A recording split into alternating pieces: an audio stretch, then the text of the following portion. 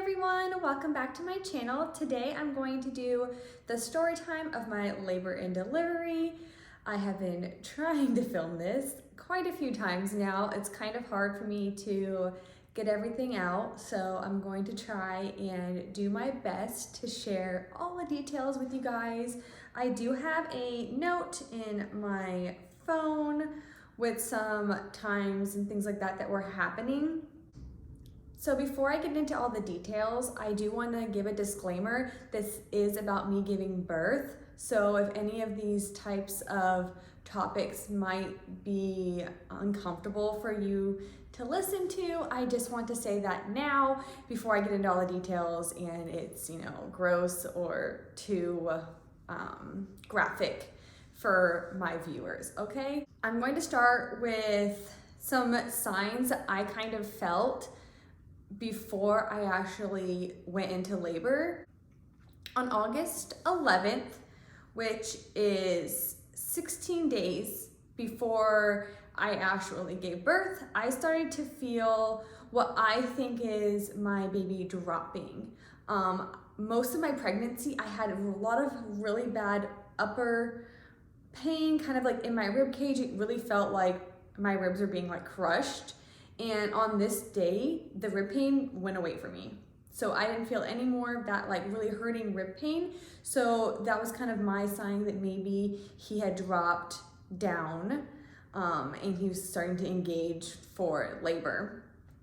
And then a few days later, so August 17th is when I started to have a lot of vaginal pressure. Like it just kind of felt like there was a bowling ball like sitting right in there that was about to like fall out between my legs. That's the best way I can explain it. So that was like, okay, like this is like about a week later, like this is really starting to happen. Like that in my head is what I was thinking, like any day we're gonna be having a baby. August 20th, I had a doctor appointment. So that morning I was going in for my 38-week appointment, and they did a vaginal exam then and found that I was 4 centimeters dilated. So my doctor was telling me that I could really go into labor at any time. And at this point, my husband was not home. I think I've shared on here before a few times that my husband is in the military. So he was gone at this point and was not going to be home anytime soon, and that made me really nervous that, will he be home for the birth when I'm 38 weeks, 4 centimeters dilated? 3 days later, which would be August 23rd, I thought that I had lost my mucus plug, which if you don't know what that is, it's kind of like a thick mucus coating that's in your cervix that kind of, keeps everything protected while you are pregnant until you go into labor.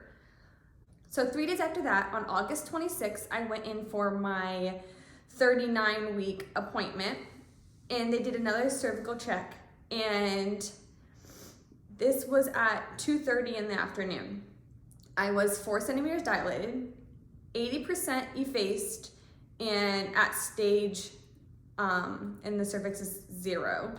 So basically, he's down low and I'm really thin and 4 centimeters dilated still. So I don't know how much changed between the 20th and the 26th because the first midwife that checked me did not tell me exactly 80% effaced, stage 0, stuff like that. She just said 4 centimeters dilated and you could really go into labor at any point. So on the 26th, when I got told, 4 centimeters, 80%, stage 0, my midwife offered to do a membrane sweep. She said, hey, if I give you this sweep, tonight you're having this baby. He's coming kind of thing. But my husband was still not home yet, and I was trying to keep him in for as long as possible. And as much as I wanted to see my baby boy, I wanted my husband to be there for that. And my due date wasn't for a few more days. So I was trying my best to not be as active and trying to prolong this labor process for a few more days. And I did speak with that with my midwife, and she knew what was going on, and she didn't think there was any concern with, other doing a membrane sweep or not doing a membrane sweep. She's like, he's gonna come when he wants to come anyways. On August 27th, the next day, just over 12 hours from my previous appointment, at 4 a.m., I woke up with contractions. And honestly, I kind of felt like this was the first time I really had any contractions. Sometimes before this, I kind of felt like my tummy got tight, but they didn't hurt and they didn't really feel like anything. Honestly, if I wasn't paying attention to my stomach, I wouldn't even have known that I was having a contraction. But these contractions felt like something. They weren't like excruciating painful. They just kind of like, oh, that's there kind of thing. So I decided to get in the shower, and I was just like, they're gonna pass. People are in labor for days. It's my first baby. I'm just gonna like try to relax, calm down, take a nice warm shower. It'll help everything kind of just like go away. I mean, that's what I was thinking. First time mom, I don't know what's going on, right? After I got out of the shower, I was talking with my mother-in-law, and she was telling me, hey, he's coming. This is not slowing down. Baby boy is coming today. And I kind of was in denial, like, hey, no, there's no way he's gonna be today. Like, they're gonna go away. And I was sitting on my pregnancy ball, and I was kind of bouncing up and down, because that's honestly one of the only things that felt good. I remember at one point I was kind of like hunched over the couch, like swaying back and forth, and was just having constant contractions. My mother-in-law was trying to get me to time them, but to me, it felt like my contraction was going up and up and up and up and up in pain, and then it would start to ease off, and before I kind of got to the point where the pain would go away, it was instantly coming back, and it was hurting more and more and more. So she called labor and delivery, and labor and delivery was like, if you want to have a natural birth, you need to stay home for as long as possible. Don't come in until your contractions are 1 to 2 minutes apart. And she was kind of explaining to them like, hey, she doesn't feel like her contractions are going away, or, she can't really time them, which I was kind of at a loss at this point. With my first baby, I didn't really have a good understanding of when to time and when not to time. And to me, I really did believe that my contractions weren't pausing. They just were going and going and going. And I couldn't get comfortable. And my mother-in-law was like, you know what? Let's just go in. Let's go and let's see what they tell you. It's better for us to be there than for us to be sitting at home waiting, and then, we have to like give birth here essentially. I lived about 30 minutes or longer away from my hospital because it was on a military base. And at this point, it was getting time for everyone to go on to base. So when everyone's going on to base, the gates take a long time to get through because there's so much traffic. And my mother-in-law was like, hey, it's better for us to beat all that traffic than to be sitting in traffic trying to get you to a hospital. So we left the house about 6:30, and I got there around 7 o'clock. And when I got there, I remember so distinctly the nurse, intake nurse that was at the very front of labor and delivery, looked at me and was like, you're about to have a baby. And I was like, no, like, it's okay, like kind of thing. Like, I was trying to like, no, like I was in denial, like it's not coming today. They're gonna check me, they're gonna tell me like I'm still 4 centimeters dilated, go home kind of thing. But he looked at me and was like, go get her stuff, like she's having a baby.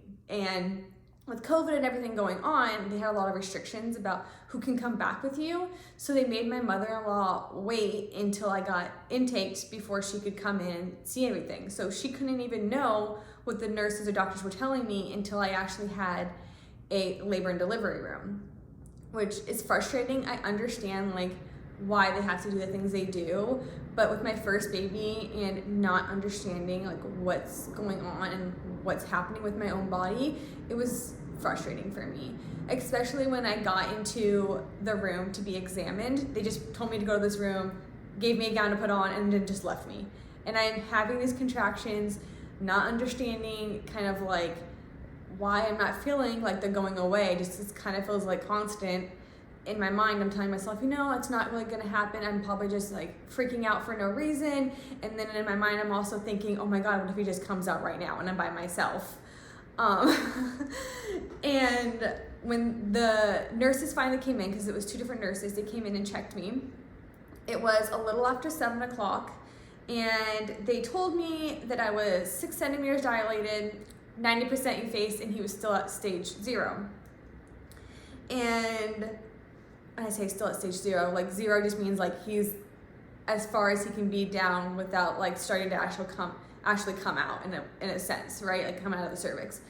So he's there, and my body's doing what it needs to do. Like I'm in active labor at this point. Like it's time for me to get a room. So they left me there again, and then they came back a little while later, and all by myself. They're like, hey, we're gonna take you to this room. So they helped me, go to this other room, put me in there. I'm trying to get a hold of my mother-in-law and tell her like, hey, like he's coming, like you need to get back up here kind of thing. And then with COVID and everything, obviously I'm like laboring in a face mask, which is like the most uncomfortable, frustrating thing. And you try to be understanding because of the situation that we're in, and like, it's COVID. After I get into this room, I'm having these really consistent contractions. They put the monitor on me, and the nurse is even saying like they're literally like consistent, like they're not going away, they're not slowing down. And I asked, after being in that room for a little bit, because so much happened in such a short period of time, I was like, can you guys check me again? Can you check me again? Like I really think that like it's happening. And they kept saying no, like we don't want to check you yet, like you need to get your COVID test, you need to get an epidural, kind of thing. And I kept telling myself, I don't want epidural, but my contractions were so consistent, I couldn't get like a breather. I couldn't think, I couldn't do anything, like I couldn't have a second to pause. And my labor and delivery nurse, she said like, hey, I really think you should get an epidural. I think that's going to be the best thing for you. Like you're not going to be able to handle a labor like this for hours if you can't get a break. And if I check you now and you're further dilated, like 10 centimeters or 8 centimeters, she said that, then you're not getting an epidural. Then we're waiting until the baby comes. But if we get you an epidural now, then even if you are that farther along dilated, it's fine because now you have your epidural. And I decided, okay, I am not handling my labor very well. And as much as I didn't want to get an epidural in that moment, that's what was best for me in my situation. And honestly, if I wouldn't have gotten the epidural, now looking back on it, it could have been my life. And at that moment, I kept thinking, I want to have a natural labor, but I am so happy that I got that epidural. And I'll get into that later on in this story. But I had the epidural, and they made me keep my face mask on until my COVID test came back. So I got my epidural, and with the face mask on, it was so hard because I'm having really hard, really consistent contractions, and I'm trying to breathe through them, and I can't really breathe through my face mask. My anesthesiologist came in, and he explained to me his way of doing an epidural and how everyone kind of does them differently. And he really believed that an epidural shouldn't cut out all of your pain, but it should help ease the pain enough that you can feel what's going on, but you're not in unbearable pain. Which in my head, I'm like, hey, if I'm gonna get an epidural, I don't wanna feel anything. But I actually really appreciated that he took this time to kind of explain to me and set me up for success, I think, when it came to my labor, because I could still feel my contractions. Like I could feel my stomach getting hard and tightening, and I could feel the pressure, but I wasn't in excruciating pain, and I could kind of like function in between my contractions. But when I was having a contraction still, like I had to focus and kind of like breathe my way through them. He did give me like a little button that I could click that would like give me more epidural, which would help the pain go away more if they got stronger, kind of thing. But it made the labor process a lot easier for me. So I did really like that part of having an epidural, because I really did think, hey, if I get an epidural, I'm going to be completely numb, I'm not going to feel anything. I did not have that experience at all. I could still have feeling in one of my legs. The other leg I really didn't have any feeling in. And I know that some of that is where he placed it. Some of it's just your body. Everyone's body handles an epidural differently. But I could feel my contractions, my stomach, I could feel them, which I actually really enjoyed that part of it. Yeah, I really enjoyed that.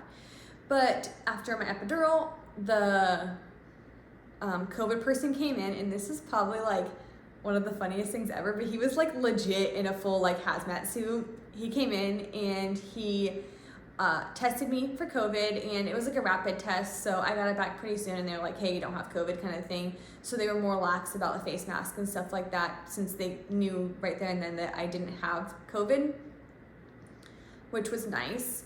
After I had my COVID test, I was laboring in there for a little while, and then my midwife came in, or the midwife on call, not the midwife I had been seeing, but the midwife on call came in, and she checked me again. And so I guess it's about 10 o'clock that I got checked, and I hadn't really changed much. So they said about 7 centimeters and 90% EFA still. And my midwife was like, hey, centimeters kind of vary. She's like, I'm gonna say you're 7 centimeters, but everyone's gonna kind of vary different. She's like, kind of from like when you're 6 centimeters to when we will say that you're fully dilated is kind of just gonna be like a little bit of a wash, because everyone's versions of centimeters is slightly different. But she said, you're gonna be laboring for a few more hours before you hit 10 centimeters. We're just kind of gonna wait it out. And then she left for a while, and I'm still having contractions. I can feel them, but I'm ham talking. They're giving me, set up with my IV and all these different things to make sure everything's good. And obviously I had to have all these things because I had an epidural. So even though I didn't want an IV, I didn't want to have a catheter, but because you have an epidural, you have to have those things. So they're doing all these things. She comes back in later, and at 12:30, she checked me again and was like, hey, you're fully dilated, but let's just let him kind of have the contractions moving down his own. So then she left again, and I was just letting my body like labor on its own, and I'm having contractions, that kind of thing. My nurse came back in and wanted to start practice pushing. It was, time to go. I wasn't really paying attention to the time and things like that, but I want to say it was around 2:30, something like that. And we're pushing. We started pushing kind of like in the regular position that you would see like in a movie, right? Like just laying on the back of the bed, pushing. And we did this for a while, and he wasn't coming down. Nothing was changing. He wasn't moving into position. I say he was moving, but he wasn't like moving down the birth canal or the cervix kind of thing, but he wasn't going anywhere. So she had me kind of like roll onto one side and push, and roll on the other side and push. She had me do this crazy thing where I'm like holding like a blanket or a towel or something, I can't remember now, like in between my legs, and I was pushing that way. We were doing all of these crazy things to try to move him down, and he wasn't moving down. And we were doing this for a while, and he just wasn't going anywhere. After a while, he started to, they started to see some progress. So I was able to get him down so where they could see his head. He was crowning, and the midwife came back in, and she's looking, and she's like, okay, let's get this started. I'm gonna help you out. We're gonna make him come, kind of thing. So we're pushing, and finally, his head's coming. I got to feel his head. That was super cool. I got to feel like his head as he was coming in. That's something I really wanted to feel, like him crowning. And he is like stuck, I guess is the best way to say it. He got stuck, and he wasn't coming down anymore. And I'm pushing and pushing and pushing as hard as I could. His heart rate started to drop, and my midwife is like looking at me and saying like, hey, like if you don't get him out now, we're going to the OR. Like you need to get him out now, or we're having a C-section. So I am pushing like as hard as as hard as I could, obviously, like trying to get him out. God, I don't want to cry.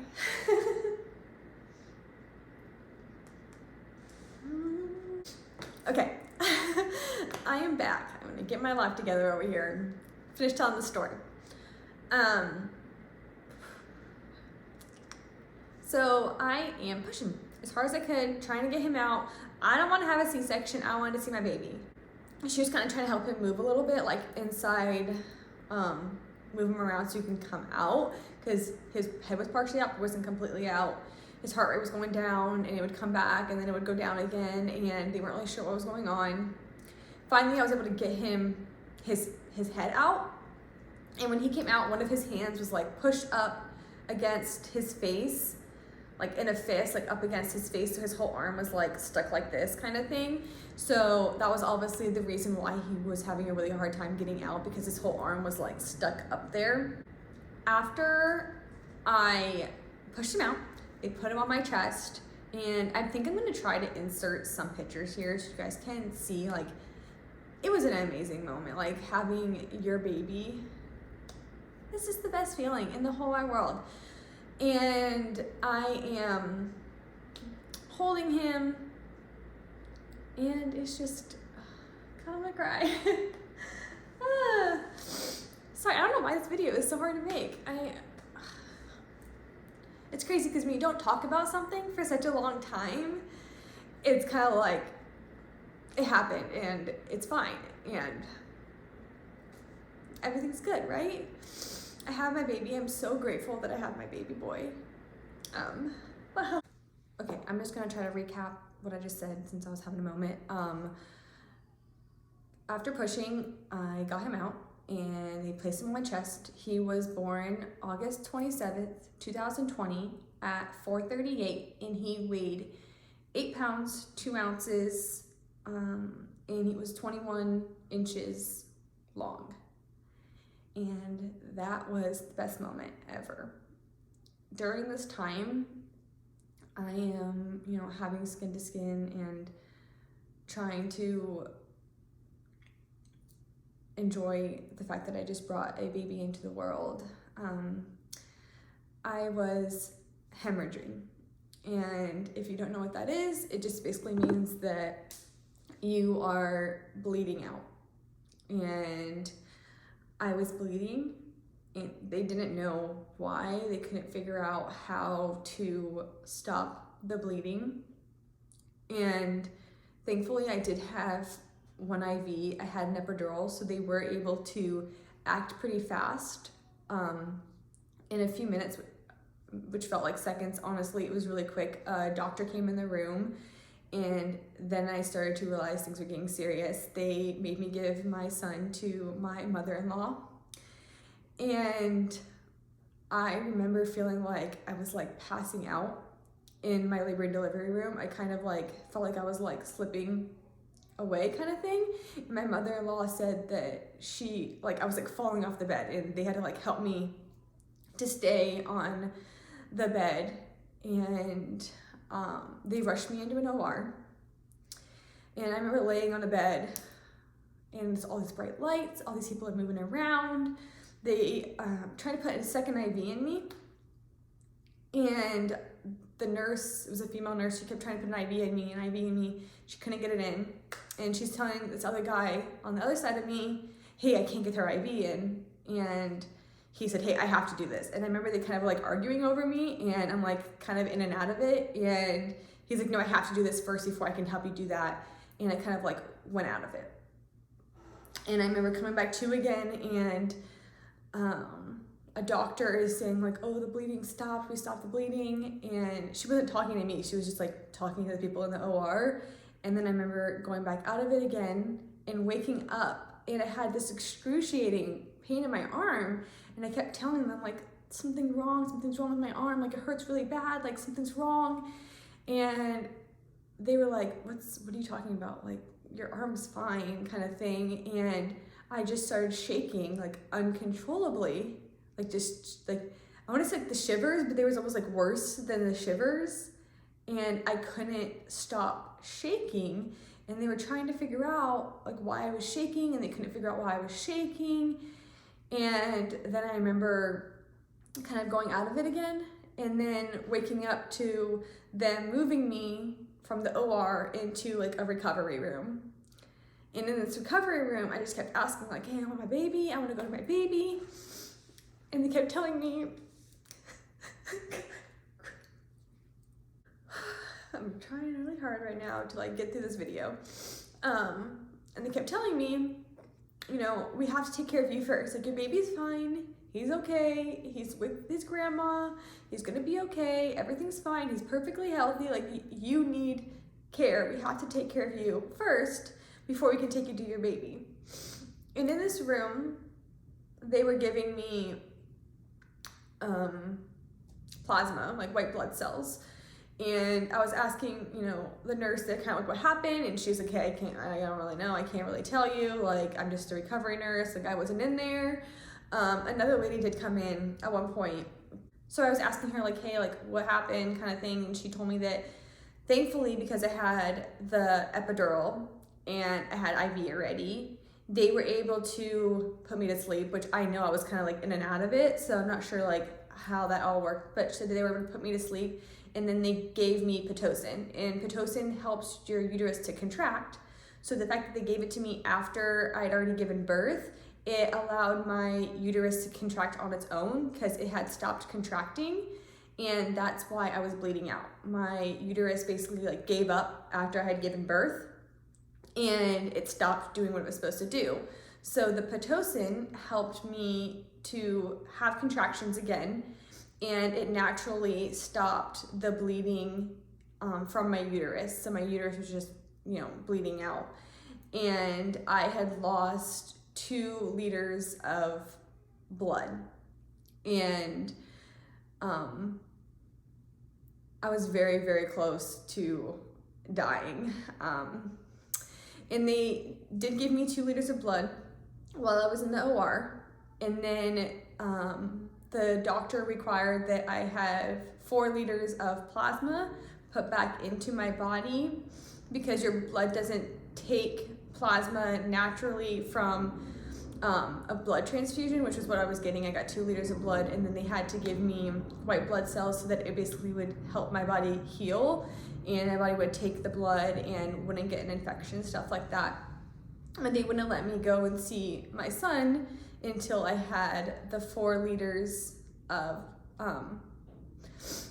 plasma put into my body. So I was there waiting for all the plasma before they would let me go to get my son or see my son, which I hear him, he's awake right now, so let me go get him. Okay, I'm back. So this is baby Kyler. Kyka, you say hi? You say hi? No, see, I'm so tired. He's tired, he just woke up from his nap. After I got the plasma, they allowed me to go and see him. So I was able to go and spend time with him and breastfeed him. When I was recovering with him and, you know, being taken care of by the nurses, they were filling me with antibiotics, just making sure I didn't have any infections or anything like that. I had to have these things on my legs. They had to do all of these crazy things because of what happened and the hemorrhage, and they wanted to keep me there for a long time. And I honestly was like fighting with the nurses and the doctor who came to see me because I didn't want to be there. I wanted to go home. My husband actually was able to come home and be there the day that I ended up being able to be released from the hospital. So I wanted to go home. I didn't want to be in the hospital anymore because they wouldn't allow him in the hospital because of COVID rules. Because of everything going on with COVID, he couldn't come into the hospital because he wasn't there when I went into labor. And I wanted to go be with him. I didn't want to sit in this hospital anymore, but they were concerned about everything that had happened, and they wanted to make sure, obviously, they can't let me go home unless everything's good with me because of, like, you know, policies and stuff like that. The doctor that had to release me, she came in and we had a long discussion about what happened and like the procedure and what they did, and she kind of brought it to life to me then, like how serious it was, because I don't think I really understood what was going on in that moment. And she explained to me that, you know, thankfully they train on these things and like this is something they had recently practiced, because she said like I had lost pretty much all the blood I could lose before I would have just died essentially. Like I lost more than 50% of my blood that was in my body, and they were trying to pump more blood into me as I was losing more blood. And she said that, you know, I went unconscious before they, you know, could even like put me to sleep with the epidural and everything. And she talked to me about what happens next if I ever have another baby, and the chances of this happening again, and why my body did what it did, and how they kind of could help in future scenarios and things like that. And it's scary to know that they don't have an explanation for what happened, or if there was anything that they could have done or I could have done differently, and how it's going to affect any other time that I might have another child and the circumstances that it will put me in then. It makes you really think. It makes you happy to be alive. It makes me really happy that I'm going to be his mom, and how much I love him and how hard I worked to get him. But I'm just happy that I'm healthy. I've healed completely from everything. I don't think I stated this, but I had a 3rd-degree tear as well. With me giving birth to him, I ended up tearing. She said it was literally like a scratch away from being a 4th-degree tear. So that's great. I say that sarcastically, that was horrible. But in the sense that in the grand scheme of things, like that was such a small part of everything that happened. I am very grateful today to be alive and to have my baby with me, and to have the love and support that I had. I mean, my husband and my mother-in-law helped me so much after I was home. What happened to me is kind of, I don't want to say a freak accident, but in a way like a freak accident. They aren't sure, you know, what happened, but they have set up a plan with me on what to do in the future and kind of how they can minimize some of the situations that I was in. For me, I will most likely have to have an epidural and at least 1, if not 2 IVs put in when I first go into labor every time I have a baby from now on, for safety protocols and things like that. And I think a big thing to take away from this is you might have a set way that you want your labor and delivery to go. And if that doesn't happen, it's okay. You need to do what's best for you and what's best for your baby. And all that matters at the end of the day is that you're okay and your baby's okay and everyone's happy and healthy. And that's what kept me going through the whole situation, is just to know that I'm gonna have my baby, and that's what's important to me, is this little guy. This little guy is what's so important. Huh, I love you. Anyways, you guys, thanks for watching. I hope you made it through this whole video. I'm sorry for the tears and kind of losing it a little bit. It's a hard story. It's an emotional story, and I want to share it with everybody out here, and I want you guys to know that you're not alone in your labor. You're not alone in your pregnancy. There's people out there who have gone through similar experiences as you, and having people to talk to is so great. And just know that it's gonna be okay. All right, bye you guys. Say like, share, subscribe.